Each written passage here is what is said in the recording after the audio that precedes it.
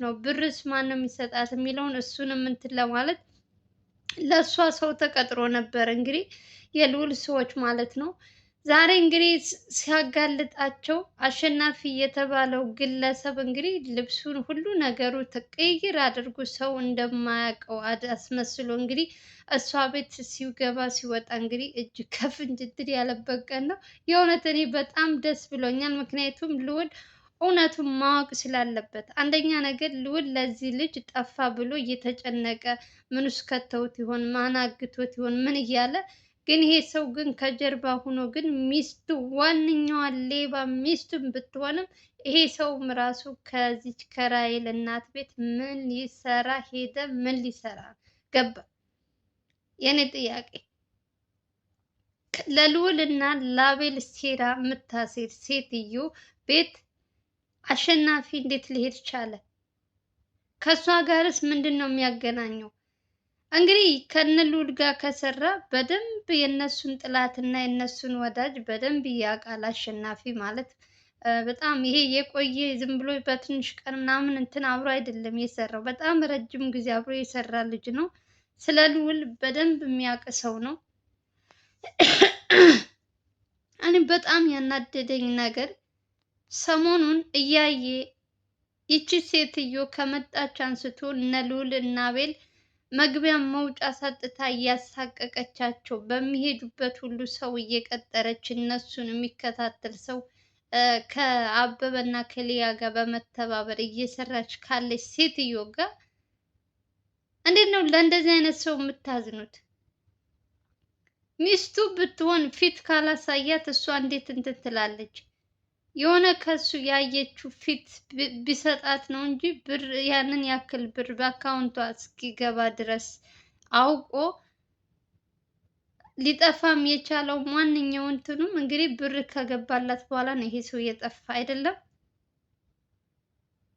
አብዛኞቻችሁ አሸናፊ ጥፋት የለበትም ሚስቱ ናት ጥፋተኛ ብር እንትን ያሏት ለእሷ ነው እሱ ምንም አያውቅም ትላላችሁ። ይሄ እውነቱ ዛሬ ይሄ ነው እንግዲህ ይሄ ሌባ ሰውዬ ይሄን ሌባ በምን አይነት ምን እንደሚገልጣችሁ አላቅላችሁም። በእግዚአብሔር የስራችሁ ይስጣችሁ። ልዑልን ለማስገደል ብር ያን ሁሉ ብር ስትቀበል ሚስት የተባለችው እንደዚህ ዝም ብላ በቀላሉ የምትታለፍ ሴት አይደለችም። ከጀርባ ምን እንደምታመጣባቸው አይታወቅም። እንግዲህ እሷ የታያት አሁን 50,000 100,000 5 ሚሊዮን ሆነ። ይሄ ነው ብሩ ነው እየታያችሁ ያለው። አንደኛዋ የራሔል እናት የልጇ ህመም፣ የልጇ ሞት፣ የልጇ እንትን በፍጹም ረስተው፣ እሷ ግን ገንዘብና ገንዘብ እያሳደደች ገንዘብ በዞረበት እየዞረች እንግዲህ የፈለገችውን ትበላለች፣ ትጠጣለች፣ የፈለገችውን እሷ የምትፈልገውን ነገር እየተደረገላት ስለሆነ ስለ ልጇ ረስታታለች። እዚህ ጋር ለራሔል ሞት የራሔልን ፍትህ እንድታገኝ እህታችን እያሉ ቀንና ሌሊት እየደከሙ ያሉት ግን አቤልና ልዑል፣ በጎን ደግሞ የራሳቸው ሰው የራሳቸው አብሮ ሲበላ ሲጠጣ ሁሉ ነገር ሲጋራቸው የነበረ ሰው ዛሬ ወጥቶ ከጥላታቸው ጋር አብሮ ጭራሽ ቤት እስከ መሄድ ድረስ እንግዲህ ከእሷ ቤት ተደብቆ ነው እንጂ ታዲያ ዛሬ እንዴት ይሄ ሰውዬ እሷ ቤት ሲወጣ ሊያዝ ቻለ? ሲጀመር አልጠፋም። ጠፍቷል እያለች ሚስቱ የውሸት ዜና እያወራች ነው እንጂ አሸናፊ አልጠፋም።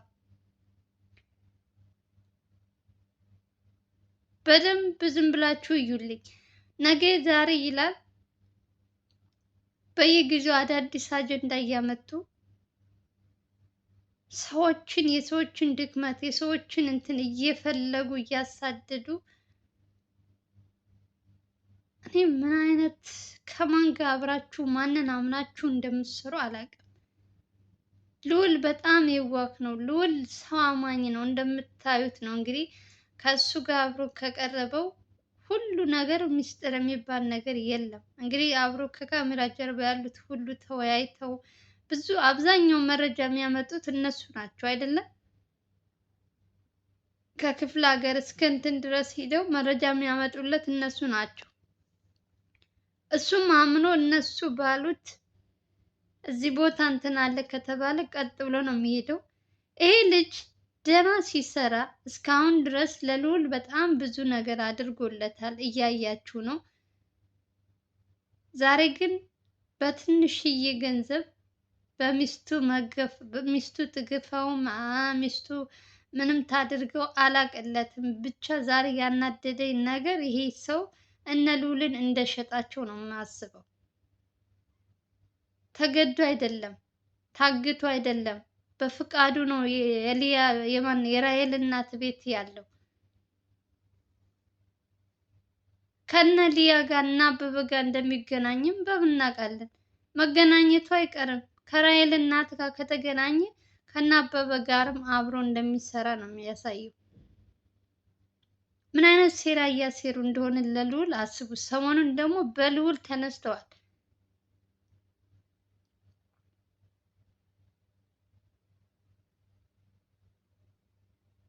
አረ አረ አረ እኔ ሰው ማመን ቀብሮ ነው። ሰው ማመን የሆነት እንደው የፈለገው ወደዋለሁ የፈለገው ታማኝ ነው የፈለገው ብትሉ በፍጹም ሰውን አትመኑ።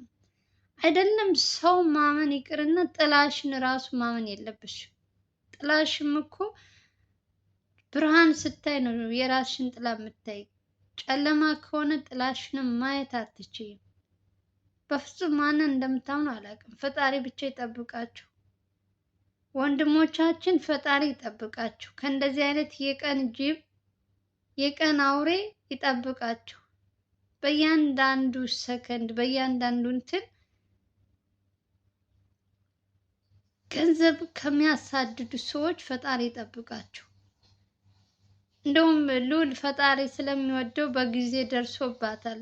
እነዚህ ሰዎች እሱን ለማስገደል ትናንት ዕለት ሚስት የተባለችው ስታወራ ለልዑል ፈጣሪ ስለሚወደው እንዲጠነቀቅ። በእርግጥ እነሱ በደንብ እንደዚህ ራሳቸውን እንትን አይዘናጉም፣ በደንብ ራሳቸው ይጠባበቃሉ። ግን ደግሞ ይህን ነገር ማወቁ ደስ ብሎኛል።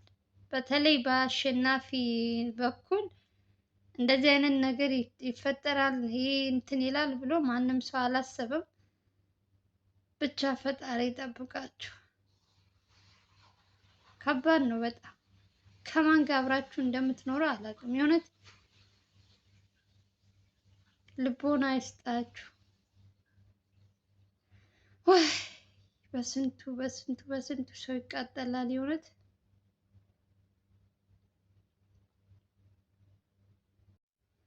እና ሁላችሁም አሸናፊ ጥፋት የለበትም አሸናፊ እያላችሁ እንግዲህ ዛሬ እውነቱ ይሄ ነው። አሸናፊ ሚስቱ ናት እንጂ እሱ ምንም አያውቅም እያላችሁ ነበረ። ኮሜንት ስር ሁላችሁም እያየው ነበረ።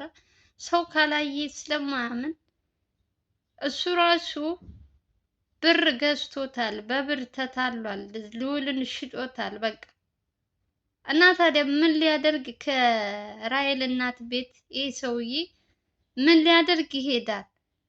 የሆነ ውስጥ የራሳቸው እንትን ባይኖራቸው እንዴት ነው? እኔ አላቅም። ብቻ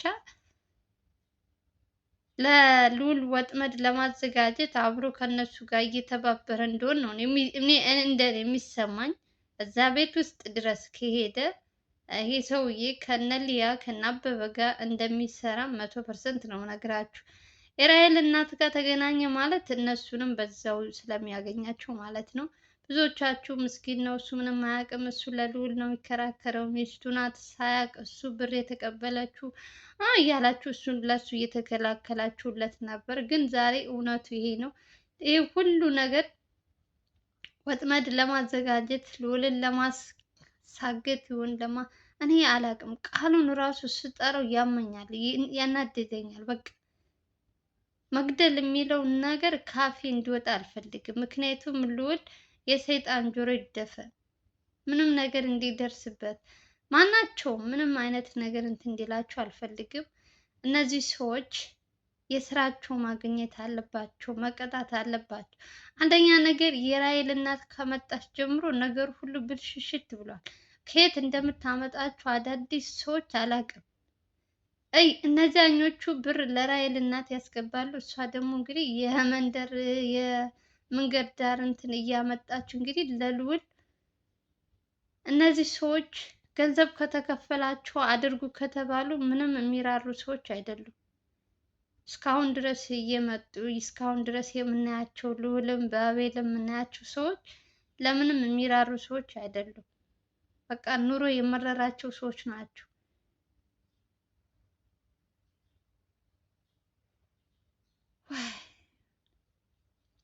እግዚአብሔር ግን እንደ ሰው አይደለምና ይጠብቃችሁ። ሌላ ምንም ማለት አልችልም። ፈጣሪ ይጠብቃችሁ ወንድሞቻችን። ይቺ ሴትዮ መታሰር አለባት እያላችሁ ነው ብዙዎቻችሁ፣ እያየው ነው። ግን ምን አይነት መረጃ ተገኝቶባት ይቺ ሴት ትታሰራለች? ኦልሬዲ እሷ የምታሰረው በሰው ነው። እሷ እኮ እጇ ገብታ እሷ በእንትን በአካል እንደዚህ እንትን አትልም። ሰው ነው እየቀጠረች እንትን የምትለው እና ከባድ ነው። ምን አይነት እንትን ውስጥ እንደጣሏቸው ልዑልና አቤልን ዝም ብላችሁ ስታዩ በየቀኑ የነሱን እንትን የነሱን ድክመት የነሱን ውድቀት የሚፈልገው መብዛቱ።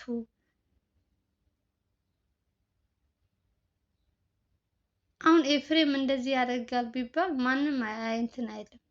አሸናፊ ማለት ነው፣ ይቅርታ አሸናፊ እና ኤፍሬም ይቀላቀሉብኛል። አሸናፊ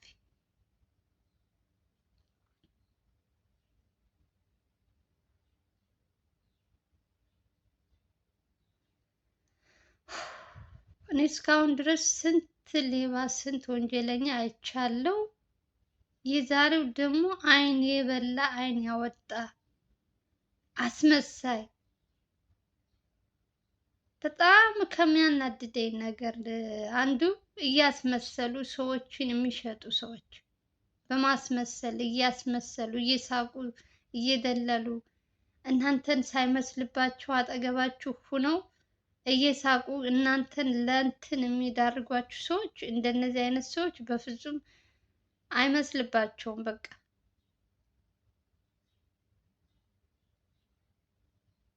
ልክ እንደዚህ ሰውዬ ማለት ነው። አሁን ላይ እኮ አበበና ሊያ እኮ ምንም ነገር እየሰሩ አይደለም። የእነሱ ስም ሲጠራ ሰምቼ አላውቅም። በእነሱ ተላላኪዎች ናቸው። እያንዳንዱ በሚሄዱበት ሁሉ የእነሱ ተላላኪ ናቸው እንትን የሚሄዱት። በተለይ የራሔል እናት ከእነሱ ጋር መስራት ከጀመረች፣ ይሄ የራሔል ፍቅረኛ የተባለው ለራሔል እናት በጣም ደጎስ ያለ ብር ነው የሚሰጣት። እሱም ከጎን አለ። ሞር ደግሞ እነዛም ሁለቱም አሉ። ከዛም በላይ እኮ ይኖራል። እርግጠኛ ነኝ እነዚህ ራሔል ማናት ሊያ እና አበበ ብቻ አይመስሉኝም ይሄን ሁሉ ነገር እየሰሩ ያሉ።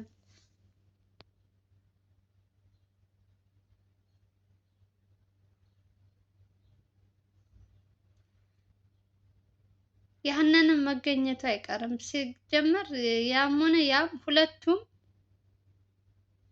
አንድ ቀን ከልዑል እጅ መግባታቸው አይቀርም። በደንብ ሰውን በደንብ እንትን ይበሉ። እስከዛ ድረስ በደንብ ይዝናኑ። ከዛ ከገቡ በኋላ ልዑል እጅ ላይ ምን እንደሚገጥማቸው ስለሚያውቁ አማርጠው መመገብ ይችላሉ። ለአሁኑ ለጊዜው ማለት ነው። ሰው እንደዚህ ሲከፋባችሁ ደግሞ እናንተም መጨከን አለባችሁ። ይሄ ልጅ አያውቅም፣ ይሄ ልጅ እኛ ጋር ሲሰራ ብዙ ነገር ሰርቷል፣ ከገጠር እስከ እንትን እየሄደ መረጃ አምጥቷል ምና እያለ ልዑል ለእሱ ይከራከርለታል። ግን ዛሬ ግን በአካል በራሱ አይን የራሱ የቀጠራቸው ሰዎችም እንግዲህ እሷን የሚከታተሉ እነሱ ሲያዩ ምን እንደሚሰማው አስቡት። እንግዲህ ሲከራከርለት የነበረው ሰው ከጥላቱ ቤት አብሮ ሲበላ ሲጠጣ አብሮ ሲል ኧረ ማንንም ማመን የለባችሁም። ከባድ ነው። ሰው ገንዘብ ብቻ ነው የሚያሳድዱት። በቃ ስለ ሰው ህይወት፣ ስለ ሰው ደህንነት፣ ስለ ሰው ምንም ነገር አያሳስባቸውም። አንድና አንድ ገንዘብና ገንዘብ ብቻ ነው። እነሱ ገንዘብ ከተከፈላቸው ምንም ነገር አድርጉ ትበሏቸው ከማድረግ ወደ ኋላ የሚሉ ሰዎች አይደሉም። ልዑል እየተሸወደ ነው ያለው። እንደውም እኔ በፊት ልክ እንዳበበ እነዚህ ሰዎች ቀረብ ቀረብ ብለው እሱን እንዳያጠቁት እያልኩኝ የራሔልን እናት በጣም ብዙ ነገር እያልኩ ነበር። ሰምታችኋል። አውቆባት ግን ይችን ሴትዮ ግን ካጠገቡ አራቃት። ምንም አይነት እንትን ብትል ራሱ አይሰማትም።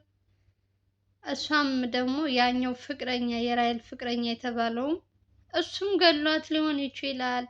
በአቤል የተመሃኘው እሱም ሊሆን ይችላል። እንግዲህ ከአቤል ጋር ብዙም እንትን እንደሌላቸው ነው የሚናገረው። እዛኛው ልጅ ደግሞ እንግዲህ እህት የተባለችው በጣም እንደምትወደው እየተናገረች ነበረ። የማንን እንደምታምኑ ራሱ ግራ የሚያጋባ ነገር ነው የሚናገሩት። አንዱ ስትሉ አንዱ ተጨባጭ የሌለው ነገር ነው የሚያወሩት።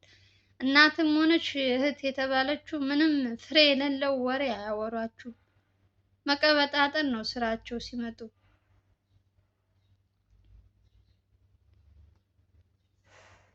እና አስመሳይ ሰው ደግሞ ይጎዳችኋል። እያስመሰለ እየሳቀ እያለቀሰ እናንተን ያልሆነ ቦታ ውስጥ ነው የሚከታችሁ። እኔ ለልዑል የምፈራለት እሱን ነው። ሴትየዋ እያስመሰለች ልክ የተጎዳች መስላ ልዑልን ችግር ውስጥ እንዳትከተው ስንል ነበር። እሱም እግዚአብሔር ይስጠው ሴትየዋን ከነጭራሹ አራቃት። እሷም በብር ተስማምታ ጭራሽ ለልዑል ኧረ በስመ አብ ከባድ ነው። ብቻ አሁን ላይ ያሉበት እንትን እኔ አላውቅም። ብቻ እስኪ እናያለን። እነሱም ራሳቸውን መጠንቀቃቸውን እንትን አላሉም። በጣም ጥንቁቅ ሆነዋል። አሁን ልዑልም ሆነ አቤልም በተቻላቸው አቅም የሚያደርጉትን በሌላም በኩል የሚያግዛቸው ሰው ስላለ በተቻላቸው አቅም ራሳቸውን እየተጠነቀቁ ነው። ከዛ ውጭ ደግሞ ፈጣሪ ይጠብቃቸው። የእናንተም ጸሎት እንደዛው። ለማንኛውም ዛሬ የእነዚህ ሁለት ጉደኞች ሰዎች መጀመሪያ ላይ ያደርግላችሁና ታያቸዋላችሁ። ለማንኛውም የዛሬው ቪዲዮ ይመስላል። ከተመቻችሁ ላይክ እና ሼር ማድረጋችሁ እንዳትረሱ። በሌላ ቪዲዮ እስከምንገናኝ ድረስ ደህና ሰንብቱ። አብዛኞቻችሁ ገብታችሁ ነው የምትወጡ ላይክ ሳታረጉ ማለት ነው። ግን ላይክ ብታረጉ ደስ ይለኛል። በተረፈ ለምታበረታቱኝ እህት ወንድሞቼ ከልብ ነው ማመሰግናችሁ። ባላችሁበት ሰላማችሁ ብዝት ትርፍ ይበል። እንደዚህ ከሚያስመስል ሰው ፈጣሪ ይጠብቃችሁ እላችኋለሁ። ሰላም እና ፍቅር ተመኘሁላችሁ። ባይ ባይ።